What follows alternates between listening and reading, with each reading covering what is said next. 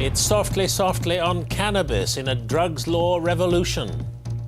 There'll be no arrests for the possession of just small amounts. Want your mail before 9 a.m? That'll be £14 a week. 7 million years old. Is this the oldest trace of man? And art records smashed. Nearly £50 million for an unknown Rubens. In the West, the stepfather who's serving life for murdering 9-year-old Zoe Evans loses his appeal against conviction. Also in court, the woman accused of ringing the parents of missing Millie Dowler, pretending to be their daughter.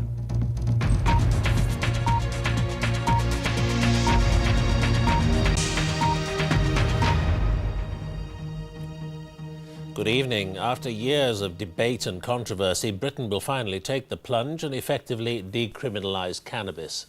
From next year, although still technically illegal, the police won't usually arrest people for possessing small amounts. Dealers, however, will face increased penalties, and anyone opening a so-called cannabis cafe will have it closed down. The shift in policy was welcomed by the police, condemned by the Conservatives, and one of the government's top drugs advisors resigned in protest. In the shadows of Brighton Pier tonight, Jerry Ham is one of a generation of professional people who smoke cannabis as many others drink, for pleasure. He has a conviction for possession and says today's decision to downgrade the drug is long overdue. As a professional person, I would hope that reclassification means that many other people who are also otherwise completely law-abiding citizens and professional people themselves shouldn't need to face the indignity of arrest for cannabis possession. Under the new drugs policy, cannabis will be downgraded from Class B to C, though dealers will still face 14 years in jail. The Class C punishment is being increased from 5 years. There'll be cautions instead of arrests for those who possess the drug. There'll be more heroin prescribed on the NHS. That's to help addicts trying to kick the habit. And a further £183 million for rehab schemes. The government insists it's not being soft on cannabis, but realistic. There will be an increased focus on Class A drugs. The message is clear. Drugs are dangerous. We will educate, persuade, and where necessary, direct young people away from their use. We will not legalise or decriminalise any drugs. David Blunkett's convinced by an experiment in Brixton in South London. Here, those who smoke cannabis in the street are already cautioned, a far quicker process than arrest.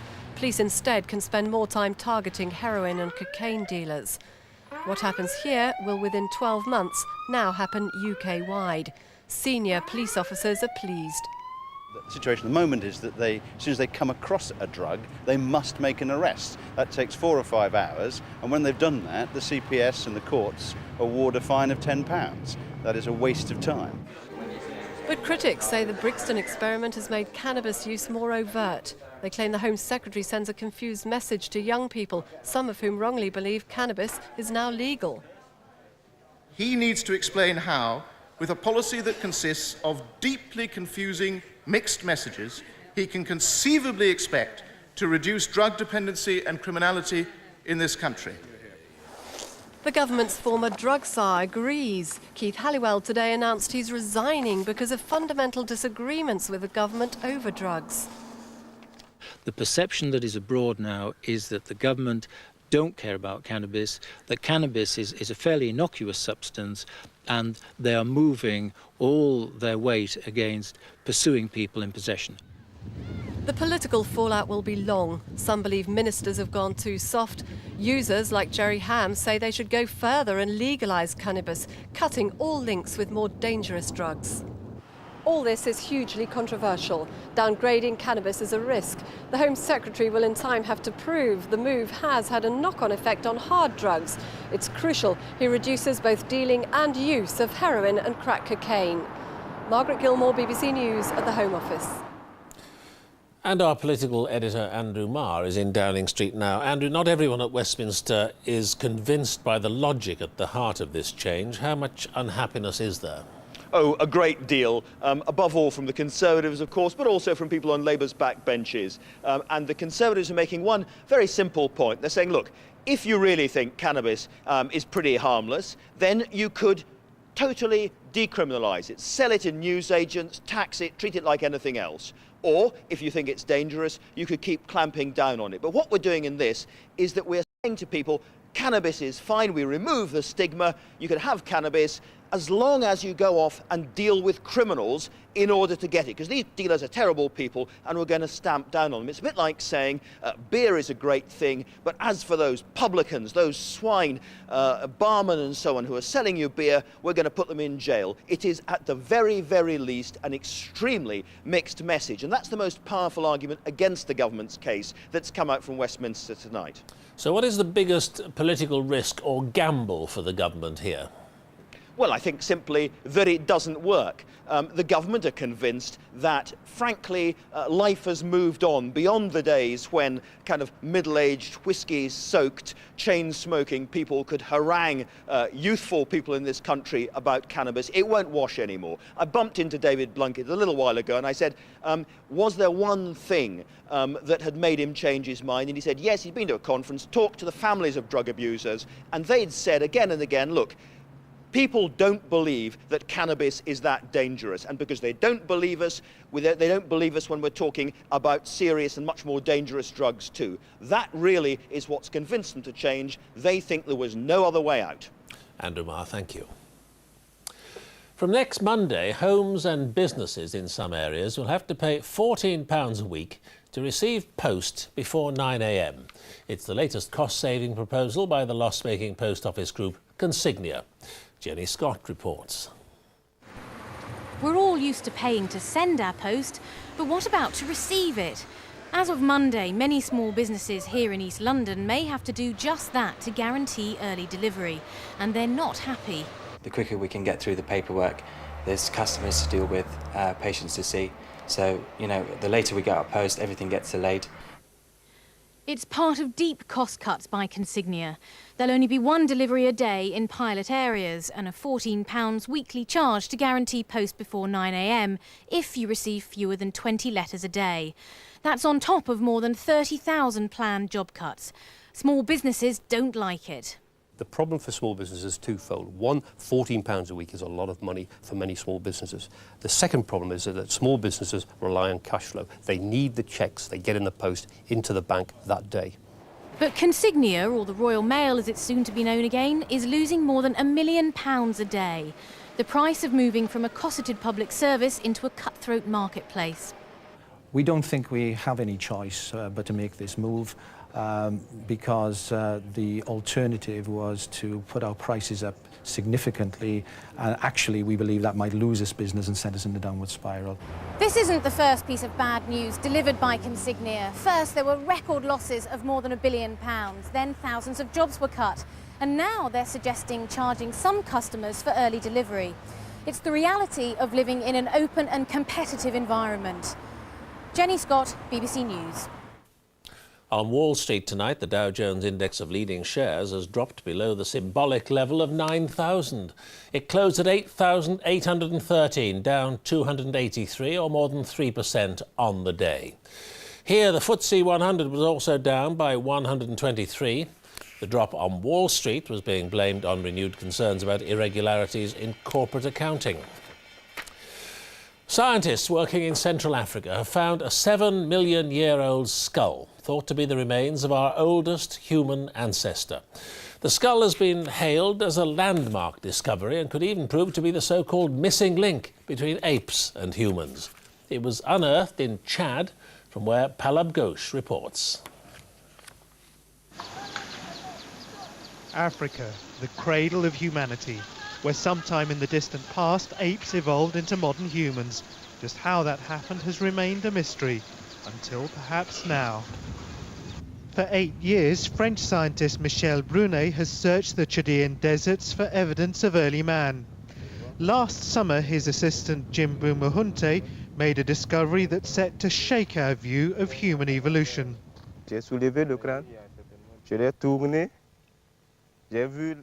He remembers picking up a skull. At first he thought it was a pig, but when he turned it round he saw 2 eyes looking at him. He knew then he'd found what he was looking for. Absolutely fantastic. Not so bad. Professor Brunet showed me what they found, a 7-million-year-old skull. He thinks it once belonged to the oldest human ancestor. You can see that this guy don't look like a chimp. He's not a gorilla. It's completely different. And clearly, you have hominid character, human character, in the face, in the teeth, and in the basic cranium. And so here it is, regarded by some as the most significant find in living memory. The researchers here believe it to be our most ancient ancestor. And so set in stone is a record of that momentous change from ape to human. The big question, though, is whether the creature is our direct ancestor, the fabled missing link. It's a distinct possibility, but too soon to tell for sure. Whoever turns out to be the ancestor of modern man, the fact that the fossil was found in the deserts of Chad suggests a rich variety of early humans evolved across the African continent, a discovery that will change theories of human evolution forever. Halab Ghosh, BBC News, Chad. The biggest shake-up in European farm subsidies for more than 40 years has been proposed by the European Commission. It wants to cut the subsidies paid to large farms and instead focus on promoting smaller scale and greener farming methods. Some British farmers could lose tens of thousands of pounds. Jonathan Charles is in Brussels. Jonathan. Peter, tonight here in Brussels, the European Commission plan is already under attack. Years of EU taxpayers' subsidies have led to overproduction. But many farmers argue that any change would now mean higher food prices. I've been visiting farms in both Britain and Germany to hear their response. German farmers are making the most of the summer sun. It's a busy time of year at Rappelhof Farm, a farm now being held up as a role model for Britain and the rest of Europe. All the crops grown at Rappelhof are organic. The emphasis here is on quality, not quantity. Rappelhof's already doing what the European Commission now wants, moving away from the era of EU-subsidised mass food production, the policy of the past 40 years. The reward will be more financial help. Gerhard Vader of the Organic Farmers Association told me it's a step forward for the green revolution. He says consumers want better quality food. They need to have their trust in farming restored. But if organics are the future, British farmer Martin Ayres represents the past, as far as the European Commission's concerned. His farm, one of the biggest in Cambridgeshire, would lose some of the EU subsidies, which are said to have encouraged overproduction. A new grain store's being built on the farm. Martin hopes he'll still need it. He says it's crazy to penalise the big, efficient farmers. For him, losing £50,000 in aid would be a potential disaster. Any cereal crop that I grew over 2,000 acres would be uneconomic to grow. I'd have to take it out of production, make redundancies. But meeting in Brussels today, the European Commission was firm. Soon, the countries of Eastern Europe will be joining the EU. Without reform, the subsidy bill will be too high. The Agriculture Commissioner told me he had no qualms about targeting farmers like Martin Ayres. What we have in place, that we pay first, that the farmers produce more and then pay again so that we can export these products. I mean, this is not a sustainable system. But farmers are already demonstrating in Brussels, determined to stop the Commission's green revolution in its tracks.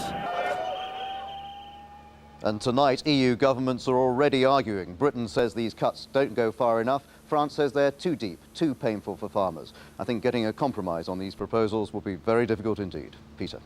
Jonathan Charles, thank you. Here, the safety of hormone replacement therapy has been called into question after an American study linked the treatment with an increased risk of breast cancer, heart disease and strokes. The findings prompted the American scientists to abandon their 8-year research project 3 years early.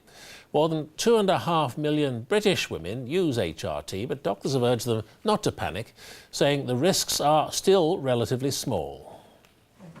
In America, as in the UK, millions say HRT has transformed their lives, combating the effects of the menopause, tiredness, hot flushes and the bone disease osteoporosis. So this research has been a shock. I thought I was doing something good for myself.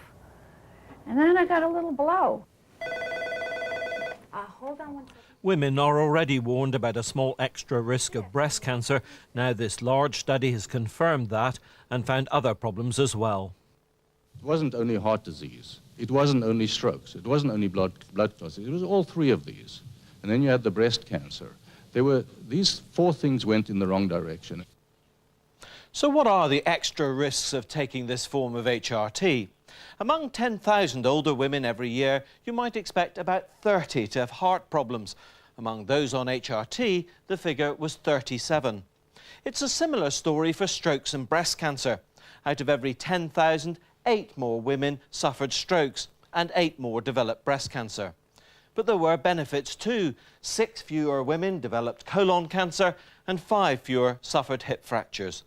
The point about all these numbers is that they're very small. For example, the extra chance of heart disease is about 1 in 1,400. Come in, Mr. Taylor. Nice to see you. Hello. What's more, experts here point out that the American study was into only one type of HRT, a combination of estrogen and progestogen, similar to that taken by many, but not all women in this country. Those women who are taking similar types of HRT should carry on with treatment, but make an arrangement to see their GP and to discuss the type of treatment they're getting and how long they should continue. The advice then is don't panic. Some patients may decide to stop, but not all. Well, I think I'll keep on with the treatment. For now, good? For now, Right. yes, unless all these surveys change in the future.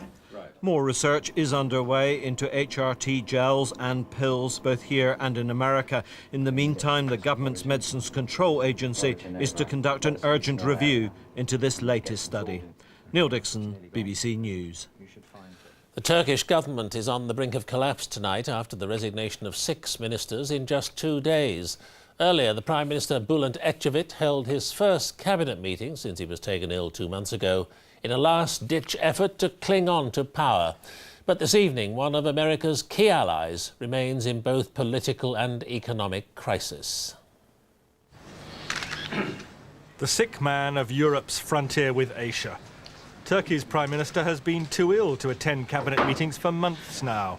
But Bülent Ecevit turned up today because his own job is on the line. There's mutiny among ministers. 6 have resigned already, failing to persuade the 77-year-old to step down and save Turkey from drift towards political and economic crisis.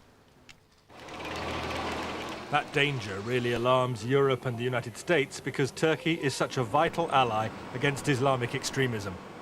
The country's huge army is part of NATO. Turkish troops are now leading the international peacekeepers in Afghanistan, and Turkey is in the front line against neighbouring Iraq. It's a secular, democratic Muslim country, which is virtually unique in the world. And it's also, up till now, been a firm friend of the West. So it's important for the West that it should be able to tie Turkey into the NATO alliance and then possibly, eventually, to the European Union. But Turkey's hard climb towards EU membership is threatened by the present political and economic turmoil. The country has been suffering inflation of 35%, a currency in free fall. The only safety net, huge injections of international loans. So all eyes are on a sick Prime Minister. After 45 years in politics, most Turks think Bülent Ecevit must go, or else his past achievements could be destroyed by a lurch towards extremist alternatives. James Robbins, BBC News. Police in Oklahoma City have been caught on videotape beating an unarmed man. Police say an investigation has been launched to determine if the officer used justified force. The officer remains on duty pending the investigation. The incident follows the suspension of officers in Los Angeles after they were videoed punching a man during his arrest. They affect everyone, yet few understand them fully. Tomorrow, radical changes will be proposed to simplify pensions and streamline the law which governs them. But when the small print is made clear, will we find we've got less than we expected? Our economics editor, Evan Davis, has been looking at the state of company pension schemes. It's not a bad advert for getting old.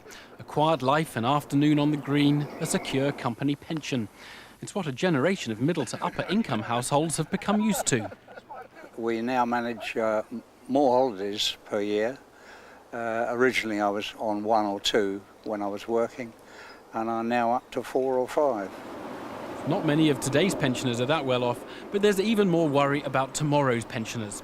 With a longer life expectancy, they need to save more than earlier generations for their retirement. Yet the different pieces of the pension system each have big problems. The basic state pension. It isn't rising fast enough to keep up with our living standards. Personal pensions. People with these are generally not putting nearly enough into them. And traditional company schemes. Well, companies are beginning to abandon them. Overall, the pension kitty doesn't have enough in it. It's old news that the public don't save enough individually, but employers haven't saved enough to meet their pension commitments. So have our large companies got enough money stashed away in their pension funds? We asked some experts to do the numbers for us. Now, they looked at 60 of our largest companies. When these companies last reported on their pension funds, about half had more than enough money and about half didn't have enough. But since then, the stock market's gone down and things have got worse. Our experts did some rough and ready calculations, and they think that now 3/4 of our large companies do not have enough money in their pension funds. No wonder a lot of companies are saying, we don't want to provide pensions for our staff.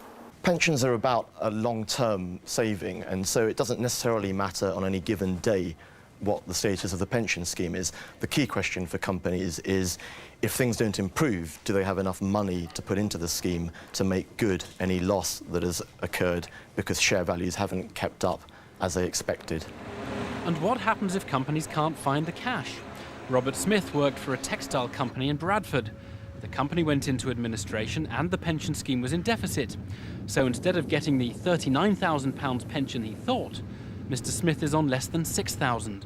When you have a shock like this, just before your 65th birthday, to receive your full retirement package, you've no time to make it up elsewhere. For pensioners of the future, it's rather discouraging.